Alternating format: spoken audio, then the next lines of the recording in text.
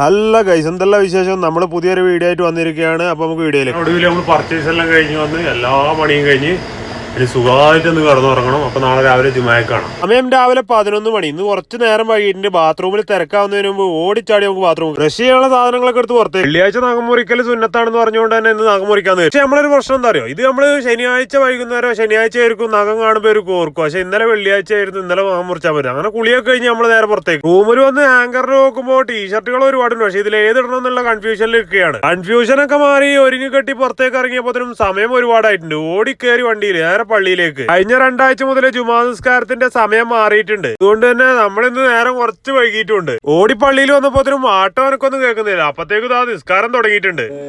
സാധാരണ നമ്മൾ വെള്ളിയാഴ്ച ദിവസം റൂമിൽ ഫുഡും കാര്യങ്ങളും ബിരിയാണിയും കാര്യങ്ങളൊക്കെ സെറ്റപ്പ് ആയിട്ട് പോക്കാണ് പതിവ്. പക്ഷേ ഈ ആഴ്ച മുതൽ നമ്മൾ ചേഞ്ച് വരുത്തി ബിരിയാണി കാര്യങ്ങളെല്ലാം നമ്മൾ നിർത്തലാക്കി. ആദർവാദിന്റെ ഹോട്ടലിൽ ഇരുന്നിട്ടാണ് ഇത് പറയുന്നത്. തൊട്ടപ്പുറത്ത് ഇതാ ബിരിയാണി പാർസൽ ആയിക്കൊണ്ടിരിക്കും. കാണുമ്പോൾ മനസ്സിന് സങ്കടം ഉണ്ടെങ്കിലും പക്ഷേ നമ്മൾ അതിലേക്ക് നോട്ടമേ നല്ല കണ്ടുപരിചയമുള്ള ഒരു പിന്നാമ്പറും. അപ്പോൾ ഇത്രയും പറഞ്ഞുകൊണ്ട് ഇന്നത്തെ വീഡിയോ അവസാനിപ്പിക്കുന്നു. ആദ്യമായിട്ട് നമ്മളെ വീഡിയോ കാണുന്ന സുഹൃത്തുക്കളെ ഫോളോ ചെയ്യാൻ മറക്കല്ലേ.